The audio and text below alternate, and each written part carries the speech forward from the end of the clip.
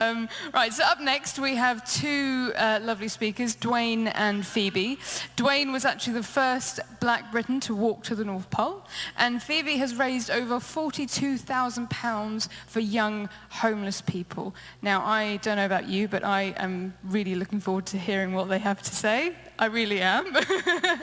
And here they are. Welcome on. Hello. Hello. We're a little bit of a double act for you, so they've given us a few more minutes, which is great news. And we love the idea of what if everyone believed they could be an adventurer, that we've actually put the slide up twice. That's how much we believe everyone should be an adventurer. So I'm going to start by asking you a question, Dwayne. Yes. So did you always believe that you could be an adventurer? In all honesty, Phoebe, like everyone here, I believed as a child that I could be an adventurer. But life has a way of sucking that out of you, doesn't it? So you imagine being 12, 13, 14, 15, 17, 18, 19, growing up in an area like Hackney. It's not the done thing. You're not an adventurer in Hackney. It's not what happens. You'd be sectioned if you said it out loud. But there was a point in my life where an incident made me start thinking back to my childhood. What did you enjoy doing? What did you really love? And what impact did it have on you? And I realized that actually my happiest moments were all spent outside. So I decided as an adult to revisit those times, and that's what led me to walking across the Arctic 630 kilometers to the magnetic North Pole. And I think this is on some kind of strange timer, which I may have done by mistake. But yeah, I didn't believe I could be an adventurer. I didn't really have any female role models to look up to growing up to think that it was something I could do. I remember Alison Hargreaves, I don't know if anyone remembers her, in the 80s in primary school, and I remember she died on K2, and there was this huge uproar of how could a woman go and do this adventurous thing and leave her kids behind. So there wasn't really women adventurers that you could see. They're all throughout history. If you look up some of the names, there are so many out there. Wani Wolstead, Gertrude Bell, Isabella Bird, there are so many.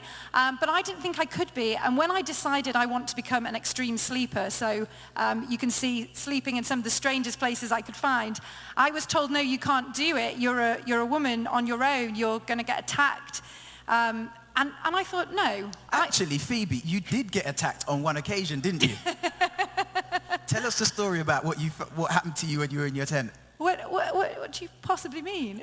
Our little friend that paid you a visit. Yeah, I did think an axe murderer had come to get me the first night I solo wild camped. And I tore myself enough courage to prise open the tent door, thinking it was this axe murderer everyone had warned me about. But of course it was a rabbit. Because it's always a rabbit. There's not a murderer out there. So we both, I think, have fought against being told you shouldn't be an adventurer. And that's why Dwayne came up with a very special project this year called Streets Peak. So last year I came up with an idea which would see me take 6 young people from across London. They've never met each other, coming from backgrounds similar to mine. I didn't mind what color, creed, what class you were, how much money you had. I wanted people who had experiences like mine. They had a belief as a child, but somehow life dampened that hunger and that drive to go and achieve it.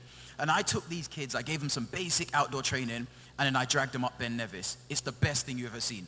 They cursed, they swore, they moaned, they cried every single step of the way. They found new muscles they didn't know they had. And on the way back down, they did it all again. But the moment we got back to the youth hostel at the bottom, these were changed people. They were positive, they were confident, they were speaking to people with their chest. They weren't speaking and looking down, they were speaking out loud. They were proud of something they'd achieved. And I remember meeting them as well and seeing the difference in them, how much more confident they were, what they wanted to talk about. They just, like you said, they held themselves differently. And I think one of them had never had anything to talk about in a job interview, isn't that right? Never had. So my good friend, Just Here, I believe, that's her in the middle there. She had no experiences to credit herself when she went for a job interview. We arrived back in London on a Tuesday. On the Friday, she had a job interview, and every single one of her experiences, so, tell me a time when you led a team, tell me a time you pushed yourself, tell me a time you did something difficult. Every single one of those accounts came from this experience.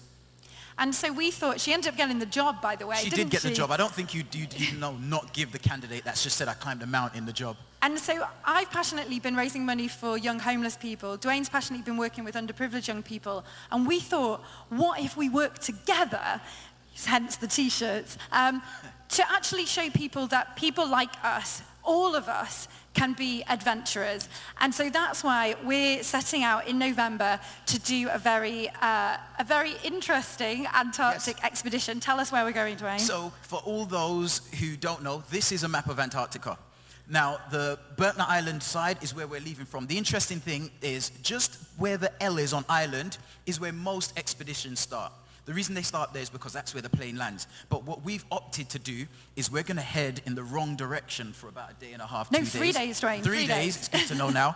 3 days in the wrong direction in order to visit an emperor penguin colony. And the reason we're doing that, Phoebe, is... Well, one, who doesn't want to see an emperor penguin? You just saw the slide. They're very, very cool. But also because we are so aware of the environmental issues going on. A huge part of the ice shelf just came away, displacing a whole emperor penguin colony. But one step beyond that, we think the emperor penguin is a really good icon for the underprivileged. They live the hardest life of any animal. They overwinter in Antarctica, giving birth to their young. And we thought, what a great way to respect them by starting at their colony, 3 days in the wrong direction. No one ever does it. So then we can walk to the geographic South Pole. But there is more. We're doing that to literally change the face of adventure, because we're still feeling that we're not represented in the media, in the adventure world. Absolutely. But also we're doing it so we can take it one step beyond that. So the year after we get back from our Antarctic expedition, we have started the We Too Foundation, where we're going to take a group of underprivileged young people to Antarctica, because we truly believe that it's not about planting flags, it's about planting seeds. And if we can show them that anyone, people like us, can do it, every single person can do it too. So we're going to take them there to have an experience beyond their wildest dreams. Absolutely. And I think the main thing about us taking people there is, at this very moment in time, you can't imagine what's happening or generally we can, but young people tend to be disconnected from what's happening in the world because, well, actually, that's happening over there. It's not our problem. It's nothing just to do words with on a us. page. We can't see, it's words on a page. We can't see the impact. So if we take some young people from here in the UK and make them ambassadors for the environment and show them exactly what's happening in the world, they will have a buy-in as well. And the great thing about this, and is why we decided to come and speak to you all today with London National Park City, is because adventure can start right here. This was taken on a wild camp I did just on the outskirts of the city in the woodlands. Bivvy bag, minimal kit, under a tree. And that is the great thing about adventure.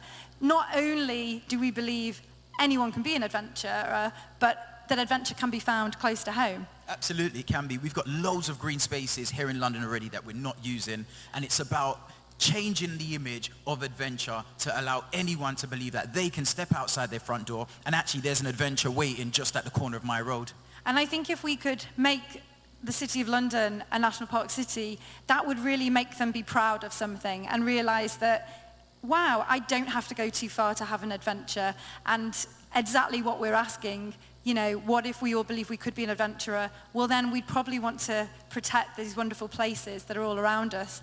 So our final thought is that, okay, we've joined to become We Too, to smash these stereotypes and change the face of adventure.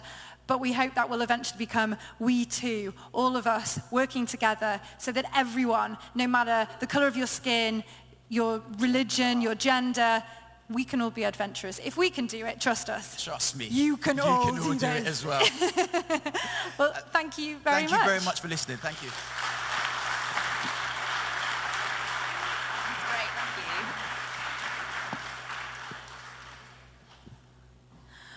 Wow, gosh, I feel pretty much inspired, especially given how hot it is, to go to Antarctica right now and start. That was amazing. Thank you so much for that wonderful, inspiring talk.